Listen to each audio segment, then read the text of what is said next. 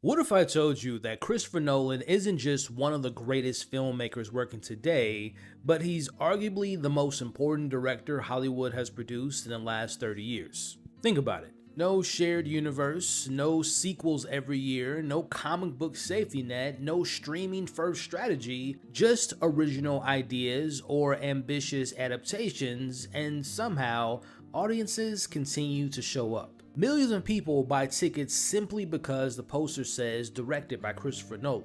Very few directors in Hollywood have reached that level. Now, after watching the Odyssey and making almost an hour-long breakdown of my thoughts on why I thought the film was so brilliant, I've spent the last few days thinking about how Nolan has cemented himself as Hollywood's greatest modern director, and today I want to explain exactly why. When you talk about the greatest directors in Hollywood, the conversation usually starts with awards. How many Oscars have they won?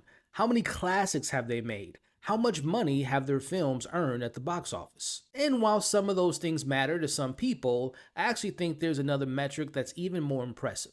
Can your name alone as a director convince people to buy movie tickets? Because that's one of the hardest things any filmmaker can accomplish. Looking at today's landscape of movies, most movies are sold on the strength of the brand. Whether that be Marvel, Star Wars, DC, Jurassic Park, Bond, or even some movie studios or distribution studios like A24 or Neon that grab people's attention. And the reason is because audiences realize those logos instantly. They know what kind of experience they're signing up for, more or less, before they know who's even behind the camera. Which leaves most directors often becoming the third or fourth thing they get excited about besides the studio, the brand, or even the stars that's in the movie. Now, obviously, directors are important to film fans like myself and you all listening or watching this breakdown, but to the average moviegoer, the franchise is usually the selling point. But I personally believe that Christopher Nolan is one of the few exceptions. His name is actually the brand. When a trailer opens with the words "from the mind of Christopher Nolan," people actually pay attention. It's not because they know exactly what the movie's going to be about, it's because they've developed something extremely valuable over the course of his career, that being trust. And I don't think that trust happened overnight. It was earned, movie after movie, year after year. Every time audiences walked into one of his films, they mostly leave out feeling like they've experienced something that they couldn't get anywhere else. Now, sometimes that could be challenging. Sometimes that could be confusing. Sometimes they instantly want to watch the movie all over again, but they were almost never indifferent. That's an incredible accomplishment if you ask me. Now, one of my favorite things about Christopher Nolan is that he never seems interested in giving audiences exactly what they expect. Even when he was making his Batman movies, when you think about it, he wasn't really making superhero movies in a traditional sense. Looking at those Batman films now as an adult, he was really making character-driven crime dramas. They were character studies with the focus on it being more of a psychological thriller more than like an action-driven experience. He used Batman as a vehicle to explore fear, morality, justice, and even the cost of obsession. Then, after redefining the superhero genre with the Dark Knight trilogy, he could have stayed there. And you know what? Most directors probably would have, and I would not have blamed them for that decision. Studios would have lined up to offer him every major franchise imaginable, which they did, by the way, but instead, he walked away. He chose uncertainty over comfort. He chose original ideas over guaranteed success. And it's that decision right there that tells you everything you need to know about Christopher Nolan as an artist. He's never seemed interested in making the safest movie in his career, but instead he seems so interested in making the movie that excites him creatively. And that's something I think the audiences realize. Again, going back to when you buy a movie ticket to a Christopher Nolan film, you're not buying it because you know exactly what you're getting into. You're buying it because you know he's going to challenge you. He's going to respect your intelligence. He's going to ask you to lean forward rather than sit back. And in an era where so many blockbusters feel designed to be consumed and forgotten, Nolan's movies demand your attention. They're the kind of films people debate in a parking lot after the credits roll. The kind of films that you go to YouTube to watch an Indian Explain video or watch interviews or behind the scene featurettes. The kind of films you revisit years later and discover something new, and that's not accidental, ladies and gentlemen. That's intentional filmmaking at its finest. And what's so impressive about his career so far is how consistently he's done that. Inception wasn't based on a best selling novel. It wasn't adapted from a comic book. It wasn't part of an existing franchise. It was an original science fiction heist thriller built around dreams, memory, and grief. And going back to when Inception was made, we all know that Hollywood rarely spends blockbuster money on ideas that ambitious, and it paid off and audiences embraced it. Thinking about my favorite film of Christopher Nolan, which is Interstellar, it's a film that asks the audience to wrestle with theoretical physics, relativity, and emotional cost of leaving your family behind. Think about something like Dunkirk, which strips away the traditional war tropes and focus almost entirely on the experience and tension. You have something like Oppenheimer, which turned the life of a theoretical physicist into one of the biggest theatrical events of the past decade. Think about that for a second, because I still can't believe how close that movie got to actually making $1 billion at the box office. A 3-hour, dialogue-heavy historical drama about J. Robert Oppenheimer became a global phenomenon. Again, not because audiences were clamoring for a movie about nuclear physics. It's because Christopher Nolan had earned enough trust that people were willing to follow him anywhere. And now that brings us to him taking on one of the oldest stories ever written, which was Homer's The Odyssey. And Christopher Nolan made it feel fresh and unique and urgent and emotional and cinematic for a modern audience. And again, that isn't luck. That is a decade's worth of credibility that is paying off tenfold. I also think about Christopher Nolan understanding something that becomes increasingly rare in today's landscape in Hollywood, right? He understands that going to the movies should feel special. His films aren't designed to fill content libraries. They're designed to pull you out of your house and into the theater, and preferably in IMAX format. Every new Christopher Nolan release feels like an event, y'all. Like, at least it does to me. People book premium format tickets weeks in advance, or in the case of the Odyssey, a full calendar year in advance. I can't tell you how many people that I know within the film space and people that only see maybe a few films a year were willing to travel hours to see the Odyssey in 70mm in IMAX. That type of excitement is so infectious, and it makes the movie itself become part of the zeitgeist and the cultural conversation. And again, there aren't many filmmakers left who can do just that. Another special thing about Christopher Nolan is that he's built his career in an era where audiences have more entertainment options than ever before. We're talking streaming, YouTube, gaming, social media, thousands of movies available at the push of a button. Yet somehow, every few years, he convinces millions of people that this is the movie they need to leave their houses to experience in theaters. Again, that right there to me is just such an extraordinary achievement within itself, because he's not attaching himself to these massive cinematic universes. It's not because the audiences already know the characters and have like a personal connection to them. It's because they've come to believe something very simple. If Christopher Nolan made it, it's worth seeing.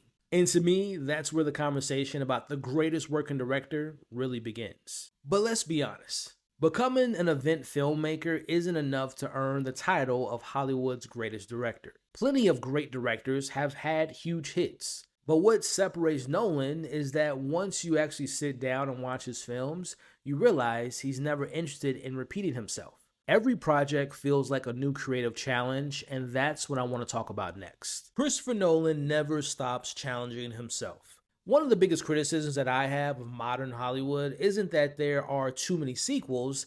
It's to me that there are just too many filmmakers who stop taking creative risks once they find success. If you're a director that made a billion-dollar movie, why wouldn't you make another one just like it? Studios love for the audience to feel familiar with something, right? Because feeling familiar with something makes you feel safe. Audiences know what they're getting, the marketing's easier, the financial risk is a lot lower, but when it goes to Christopher Nolan, he's never seemed that interested in playing it safe. If anything, success seems to have pushed him in the opposite direction.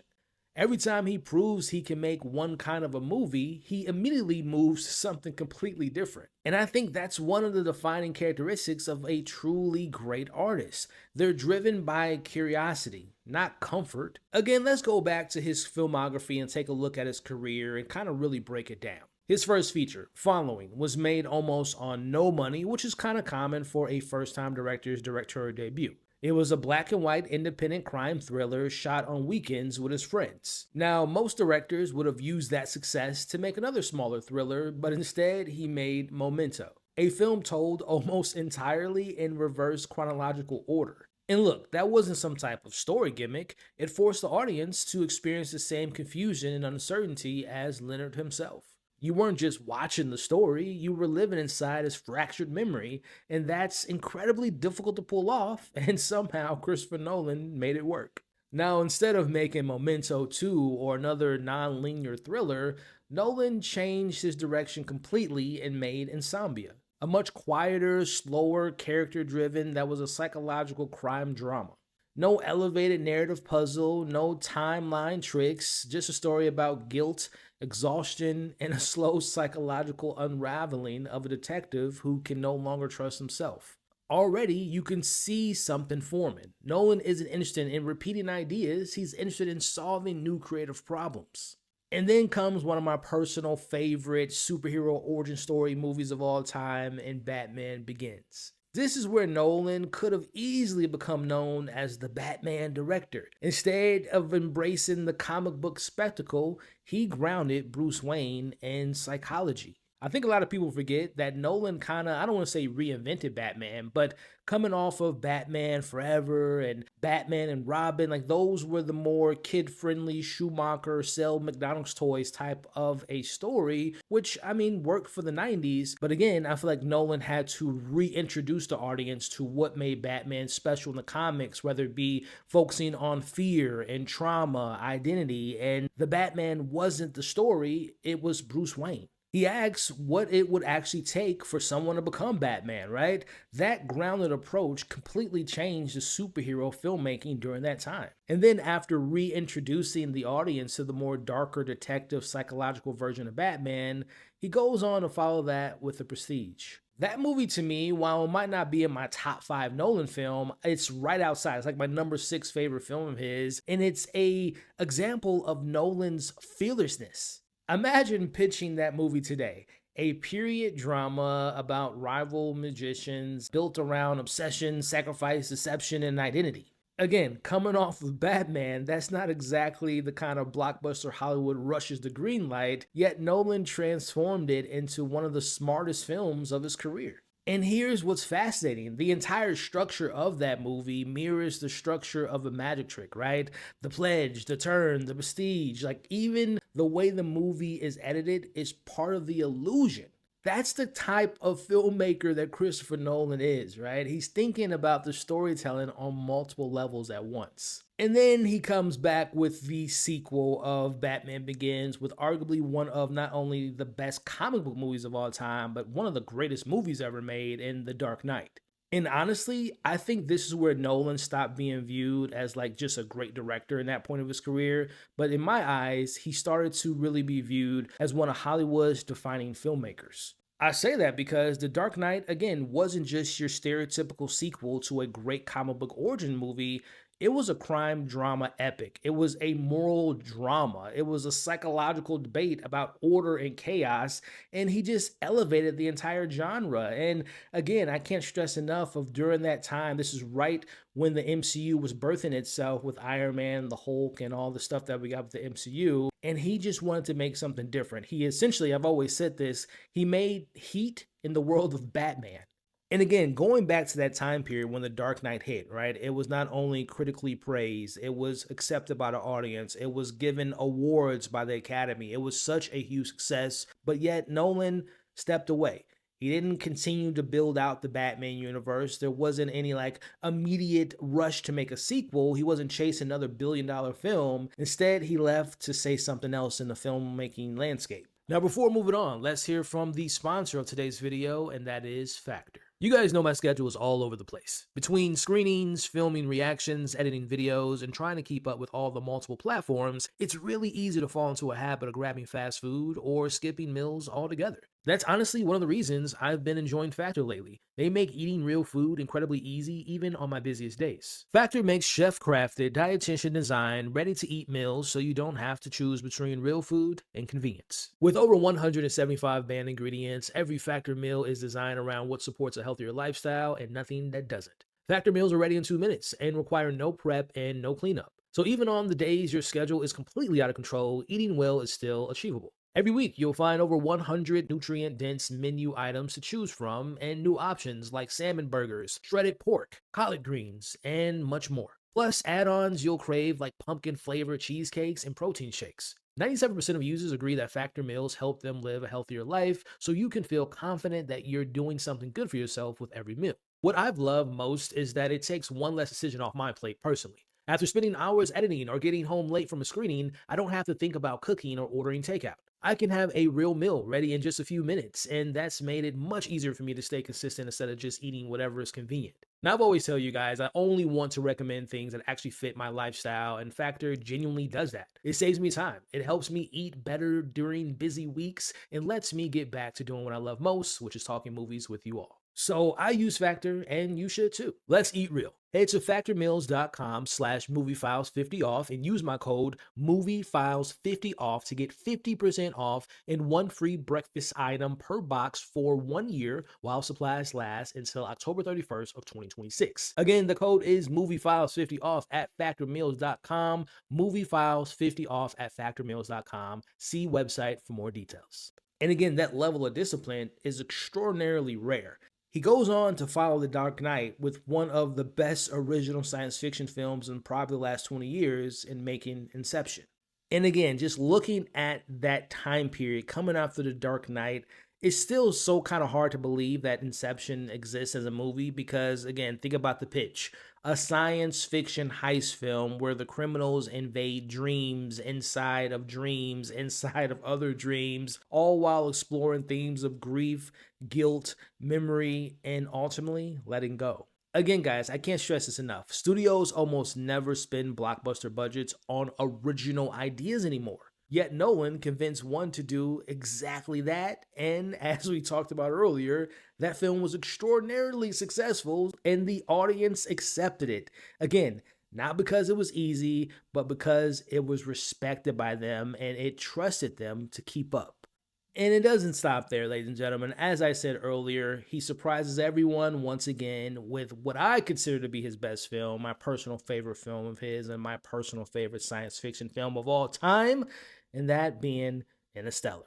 A movie that blends astrophysics with one of the most emotional father-daughter relationships put on the big screen. It was simultaneously a science fiction epic, but yet a story about survival, a philosophical meditation on humanity, and intimate family drama all at the same time. Very few filmmakers can balance ideas that are that large in scope and scale while keeping the emotional core intact. And again, Nolan somehow does it and makes it look easy.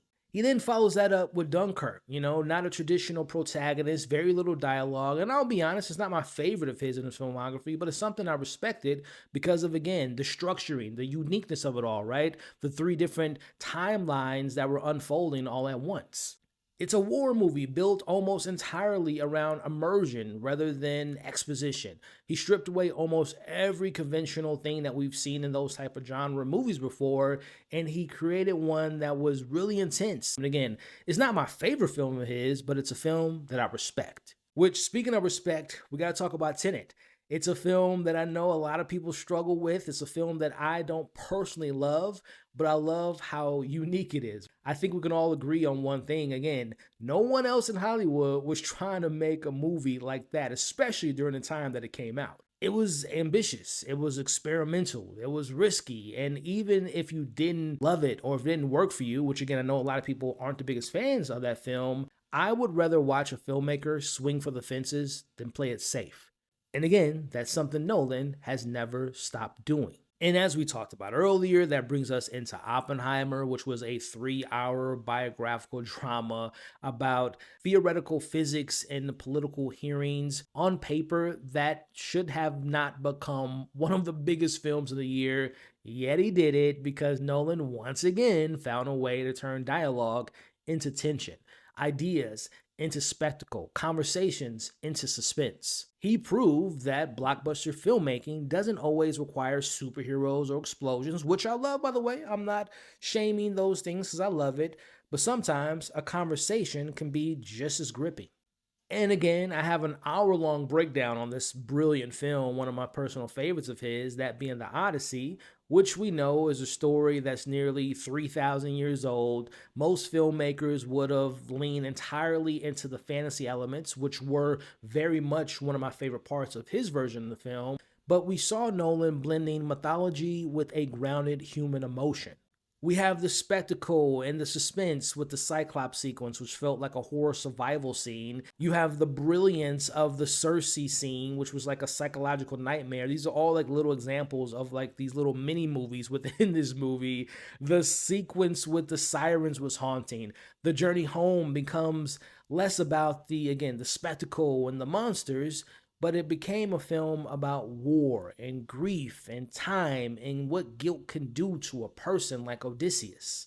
Watching the Odyssey, I've never felt like I was watching Christopher Nolan repeat himself. I feel like I was watching a filmmaker who was still evolving, somehow still experimenting with the horror elements of the film and asking himself, what haven't I done yet? And after nearly 3 decades in Hollywood, that might be the most impressive achievement of them all. I think that's why every Christopher Nolan release feels exciting. Not because we know exactly what he's gonna do and what we're gonna get with his movies, but because we genuinely do not know what he's gonna do next. And that's so fun. Every film feels like the work of a director who's still curious, who's still growing, who's still pushing himself as an artist. Which leads us directly into what I believe is another defining part of his legacy, and that is his commitment to practical filmmaking.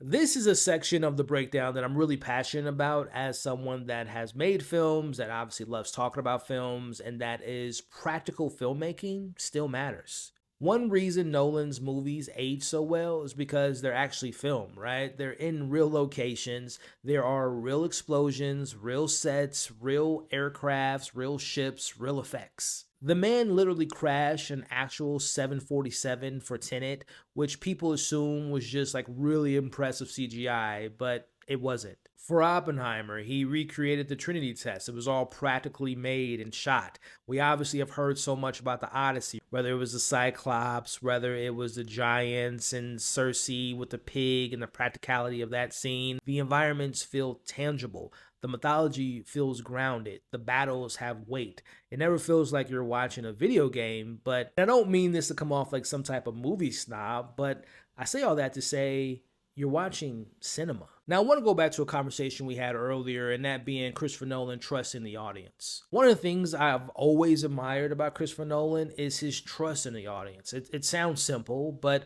I actually think it's one of the biggest reasons his films have endured for so long. Because somewhere along the way, a lot of blockbuster movies started becoming afraid that audiences might get lost. So in return, every emotion has to be explained. Every plot point gets repeated over and over and over again. Characters constantly tell us exactly what they're thinking. Some movie experiences nowadays feel like the movie is holding your hand from beginning all the way to the end. Christopher Nolan has never been interested in making those type of films. Instead, he invites you to participate. I remember during the press run of Tenet, right? He would always say it's not about understanding what's going on. It's about feeling the movie, which I know was so maybe off-putting for some people, but I knew exactly what he meant by that. Watching one of his movies isn't a passive experience, it's an active one. He expects you to pay attention, to connect the dots, to put your phone away while you're watching one of his movies, to notice the visual details, to interpret conversations, to wrestle with the ideas instead of immediately becoming handed every single answer. And personally, I love that. I love when a film challenges you. I love when a film or a story in general invites you in to pay attention, to go along with the journey because it makes you feel like the storyteller, the movie just respects your intelligence. Now, with saying that, that doesn't mean that every question gets answered. In fact, sometimes the unanswered questions become the most memorable part of the experience. Perfect example is Inception. More than 15 years later, people are still debating that spinning top. Did Cobb make it home? Was he still dreaming? Or does the answer not even matter? To me, I have my own personal answer, but we're not here to talk about that now. But Nolan has famously refused to settle that debate. He's never given the audience the answer, and I love that about it. It's okay for different people to walk away with different interpretations. That's part of the experience. Even my favorite film of his, Interstellar, which in my opinion is probably his most emotional film to date, it doesn't stop to over-explain every scientific concept. Yes, the movie has experts like Professor Brand, who's explaining wormholes and black holes, but Nolan doesn't expect you to leave the theater with a degree in astrophysics. What he wants you to understand is how those ideas affect the characters, how time separates a father from his daughter, how every hour on Miller's planet costs Cooper years of Murph's life.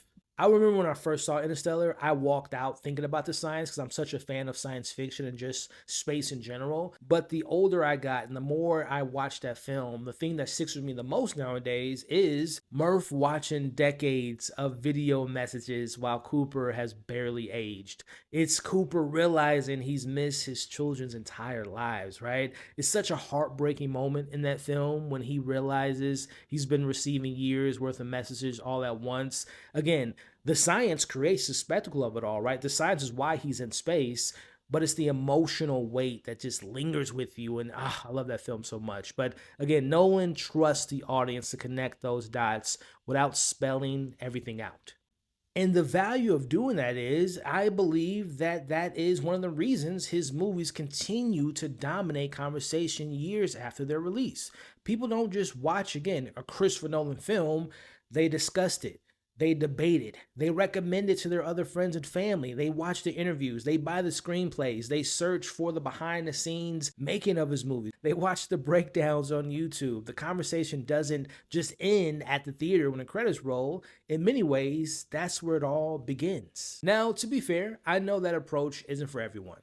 Some people think Nolan's movies can be too dense. They're too ambitious. Sometimes they're even confusing, and that's a perfectly fair criticism. Not every creative swing connects with every viewer, but I would rather watch a filmmaker who's willing to challenge me than one that is afraid that I won't understand their message or understand their narrative. Because even when Nolan misses, which he doesn't have a lot of misses in my opinion, but even when he does have a miss, he swings for something bigger, something more ambitious, something more memorable. To me, that's one of the defining qualities of a great filmmaker and a great storyteller.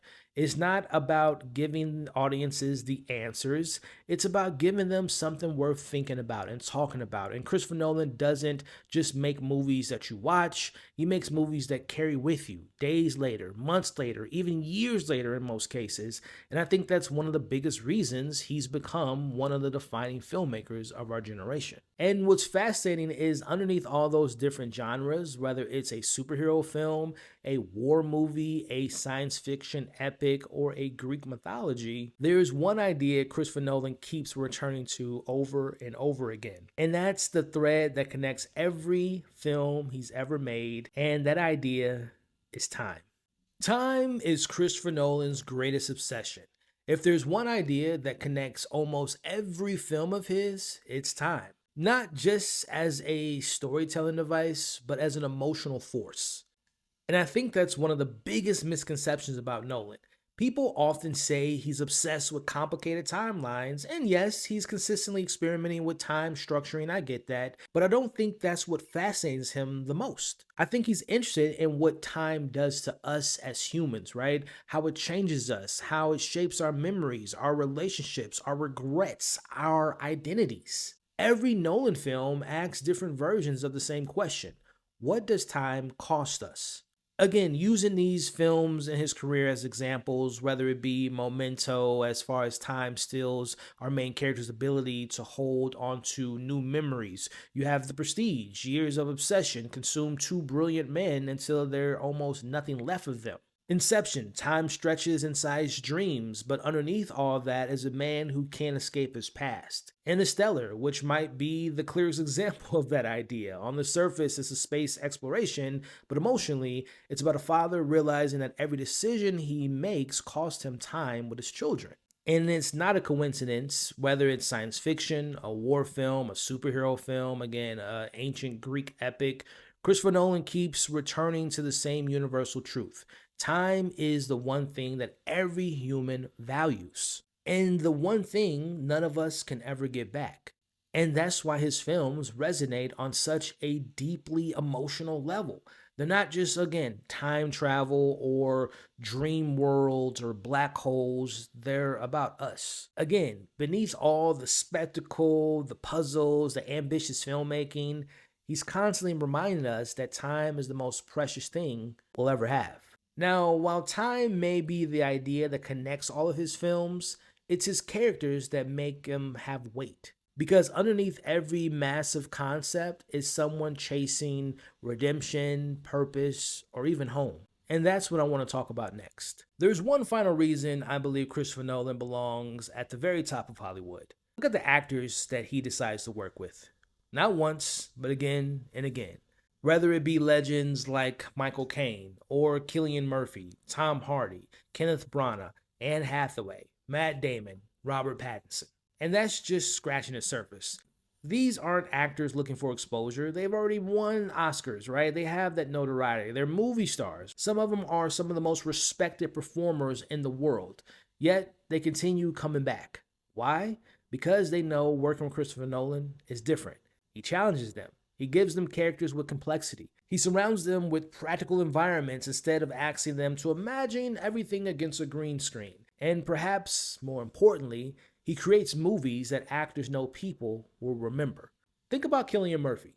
He's worked with Nolan over the years in mostly supporting roles, but then Nolan finally handed him Oppenheimer. And we all know the result, an Academy Award-winning performance that instantly became one of the defining performances of the decade.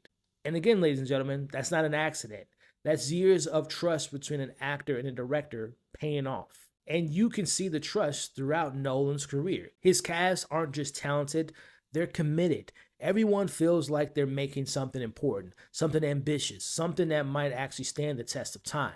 I think that's one of the greatest compliments you can pay any filmmaker, when the best actors in the world continue answering their phones. And again, it's because they believe in his vision. And Christopher Nolan has earned that belief, not through hype, not through reputation alone, but through decades of consistently delivering work that challenges its audiences, pushes filmmaking forward, and reminding everyone why movies matter. Now, when you put all that together, the originality, the ambition, the emotional storytelling, the commitment to practical filmmaking, the theatrical experience, and the trust he earns from both the audiences and actors, I think it becomes clear why Christopher Nolan accompanies such a unique place in modern cinema. So, does that make him Hollywood's greatest working director? Here's where I land. You know, when I first started this channel, my goal was pretty simple. I just wanted to talk about movies and shows that I love, movies and shows that I didn't. I wanted to talk about the trailers that excited me, the endings that kept me thinking long after I left the film. But over the years, something has really changed. The more movies I watch, the more I found myself becoming fascinated by the people behind the camera. The directors, the cinematographers, the composers, the writers, the artists who make us feel something. Because at the end of the day, great movies don't just happen. Someone has to have a vision. Someone has to bring thousands of people together to tell a story. And very few people have done that over the last 3 decades better than Christopher Nolan. Watching the Odyssey really made me appreciate that, not just because I love the movie, but because it made me stop and look back at everything that came before. Whether it be Memento, The Dark Knight, Inception, Interstellar, Oppenheimer, and now The Odyssey. When you step back and look at his body of work as a whole, It's honestly incredible. Whether you think every movie is a masterpiece or not, you can't deny the ambition. You can't deny the consistency. And you definitely can't deny the impact he's had on modern cinema. That's really what inspired this video. It wasn't just to say Christopher Nolan is one of my favorite working directors and one of the favorites of all time. It was to ask the bigger question: what actually makes someone the greatest? Is it awards, box office, influence, consistency, innovation, the ability to make us feel something? Or maybe it's just a little of all those things. But for me, Christopher Nolan represents everything I personally love about going to the movies. He's constantly pushing himself, he's constantly pushing the audience. And every time I see a movie with his name attached to the project, I genuinely get excited because I know I'm about to experience something. Not just watch something, but experience it. And honestly, that's becoming so rare. As we wrap this up, I just want to take the time to thank you all for watching or listening to this breakdown, especially if you watched the entire conversation that we just had. It personally means that you love movies the same way that I do. And I really appreciate you all spending your time with me today. And this video and this breakdown is much different than anything I've ever done on the channel before. And as we know, I normally like to review new releases, new shows, break down the endings, do the rankings, react to trailers.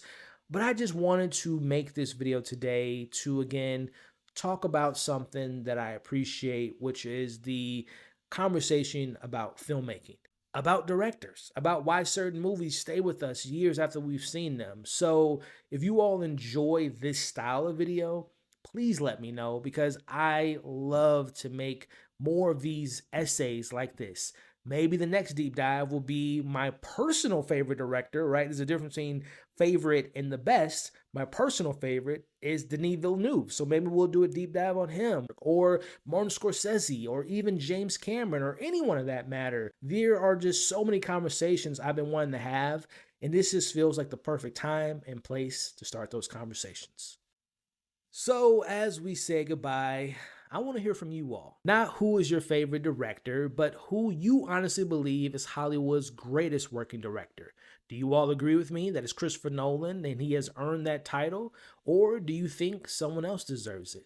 I love to read you all's thoughts and comments, because I think this is one of those conversations where there isn't a right or wrong answer, right?